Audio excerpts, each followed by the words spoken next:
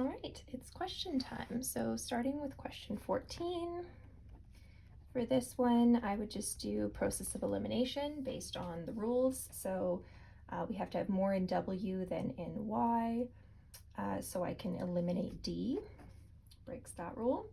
I can't have I and F together or M and F together. So I'm just looking for an example of that and eliminating it. So C I can eliminate because we have the forge and the mill together. And that looks like that's it for that rule. And then we have to have at least one of these things be true. So for A, we have the stable with the Trents, so that is fine. B, we have the inn in the stable with the Williamses, so that's going to be a problem. Okay, so we either have to have the stable with the Trents or the inn with the Yandles, and neither of those things are true for B, so we can eliminate B. And E has the stable with the Trents. The issue with E is actually the Yandles have two and the Williamses have two, so that's another one that breaks the first rule. So A is the correct answer. Let's just draw that out in our format to give us an acceptable solution. Okay, so we've got TS, great. The forge is on its own, so we're not worried about this rule, and the Yandles have one building, so that's great. Okay, question 15. Which of the following is a pair of buildings that cannot both have been owned by the Trents? Okay, so let's give this a go. Now, there are two pathways to the correct answer here, right? So either we do it by like a more direct deduction, right? So we think about the rules that apply to the Trents, the distribution options that the Trents have, and we think about what would be something that would result in a rule break, and we try to like look for the correct answer in that way. Or we just go through the answers one by one and do process of elimination. So we can either try like a direct deduction, or we just attempt to make the answer choice work. And when it doesn't work, we know we've got the correct answer. We're looking for something that cannot be true. Pretty much any question, you can take it from like those two potential angles. And like you can do process of elimination for all of them. There is going to be a way to do that. But for some of the questions, it's going to be so much faster if you're able to think at like a higher level or a deeper level about the rules and the connections between the rules, so that you can like zero in on that correct answer. So I'm going to do process of elimination first, and then I'm going to show how you could sort of avoid having to do all of that work if you're able to think at like a higher level here. So starting with A, would that work? So let's try it. So we've got T, W, Y, and we put the forge and the granary together. Okay, so what results would that have? So T doesn't have S, so that means Y has to have I, and that's the only one that Y can have. So the remaining players have to be with W. Those remaining players are M and S. Okay, nothing wrong with that. We're not breaking any rules here, so that would be acceptable. So we have to eliminate A. For B, testing that one out, we would have the granary and the mill up there. With T, once again, T doesn't have the stable, so Y has to have the inn. And then we're left with the forge and the stable for W. Nothing wrong with that. So we keep moving. So this method is allowing us to fill this bank of acceptable solutions, right? We're getting a lot of options here. None of them have the distribution where W has 3 buildings. So we don't have that variety, but we're still getting some extra solutions. Could the Trents own the granary and the stable? We already have that as an example, so we know that that's possible, so we can eliminate C. Trying D, the inn and the mill, both owned by the Trents. Well, if the Trents don't own the stable, then the Yandles are supposed to own the inn, but we've already placed the inn with the Trents. So this one doesn't work, which makes D the correct answer for this question. If we wanted to keep going to show that E is a possibility, we have TWY. T has the inn and the stable. Now what makes this one different from D is that the Trents do own the stable, so we're not worried about the Yandles not owning the inn. It's okay for just one of those things to be true. So we fulfilled that condition. And then what do we have left over? We have M and F still left over, so we have to split them up. Okay, we don't know which one goes where, but we do have to split them up. And then the other player that's remaining is G, which is going to have to join either M or F as one of W's buildings.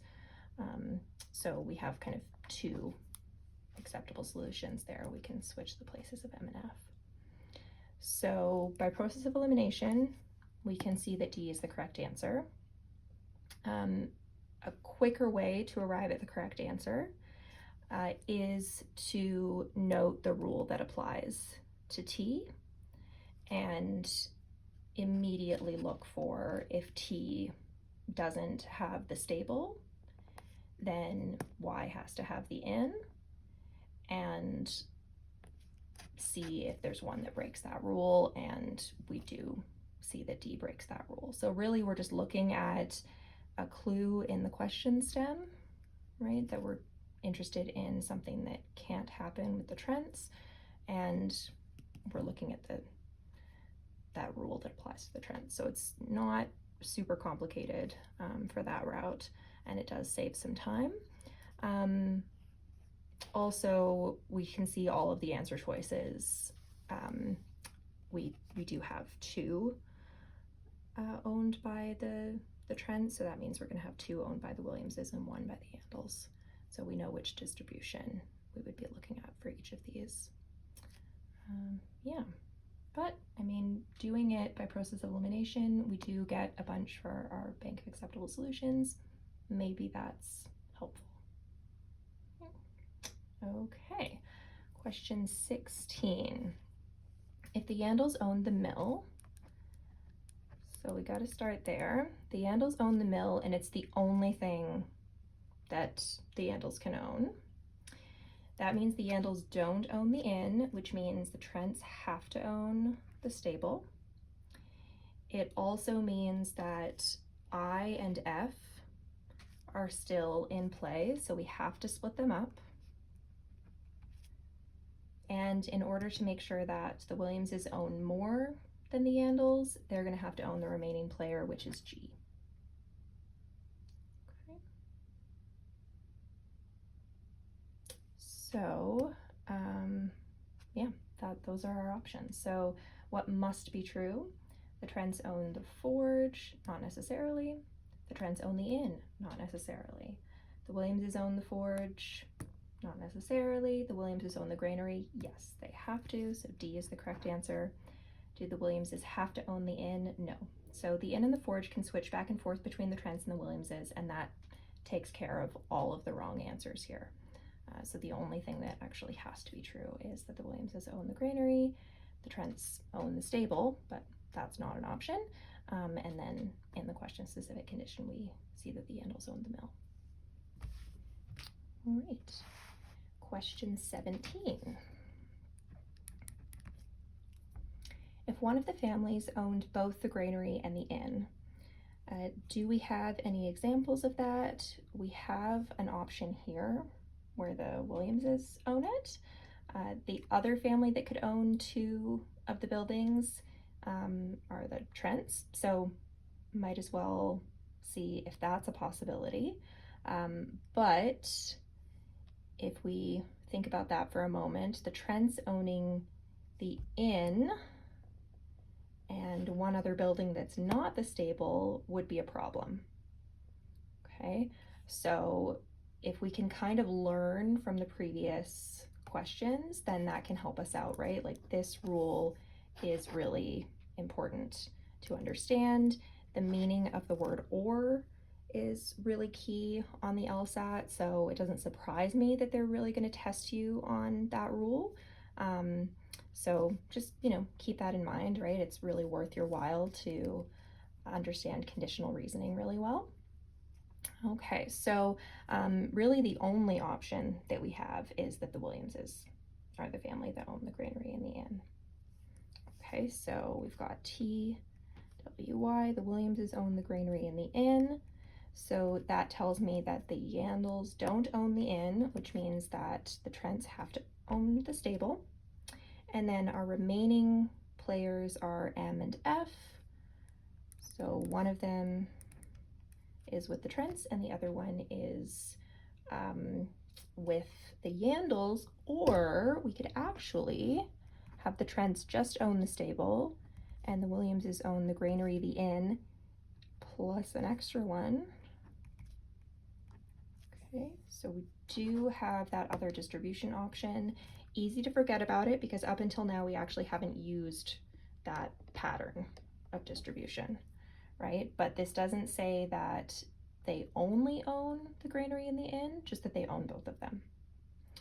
All right, so what could be true? The Trents own the granary. Nope. The Trents own the mill. Yep, that could be true. So B, correct answer here. Just going through the rest of the answers. W owning the forge. Okay, so what would be wrong with that? Oh, actually, sorry, I and F can't be together. So we could have T with S, W, G, I, and M, and Y with F, but we cannot put I and F together. So, sorry, oversight there. All right, so yeah, the Williamses own the forge, not gonna work. Williamses own the stable, no, T has to own the stable. And the Yandles own the inn, no, because they can't have the granary as well, so that would break that question-specific condition.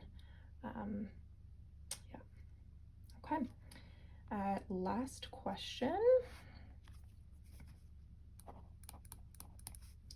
18, if the Trents owned exactly one of the buildings, okay, so we know what distribution we're looking at. Which of the following is a complete and accurate list of the buildings, any one of which could be the building that the Trents owned? Okay, so it should definitely include the stable, right? Because we do have an option where that's the only one that the Trents own. So we can eliminate A, B, and D. So we're really just looking at C versus E here. And they have really different options. But C, the Trents owning just the inn, is going to be an issue because if the Trents don't own the stable, the Yandles have to own the inn. So we can eliminate C, and E is the correct answer. So it is possible for the Trents to just own the mill. Okay, the Yandles would own the inn, and then M and I are the ones that couldn't be with F, so F being with G and S is okay. The other option that we don't have an example of yet is the forge. So forge, the inn down here, and then we've separated F F and I, so M can be with G and S here, and that's not causing any problems. So that's also possible.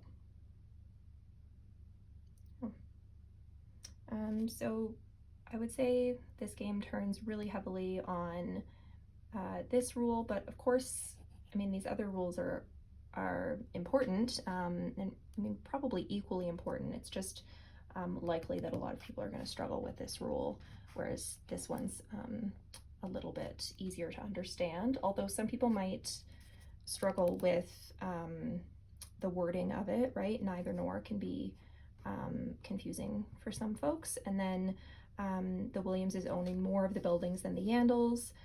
Really important to make sure that you have those distribution options in mind. And that can be a really good starting place for your diagrams, just like figuring out, are both distribution options available, or does this tell me for sure which option I'm working with? So let me know if you have any follow-up questions. Yeah, I hope that explains the game and helps give you something for future grouping games and future conditional rules.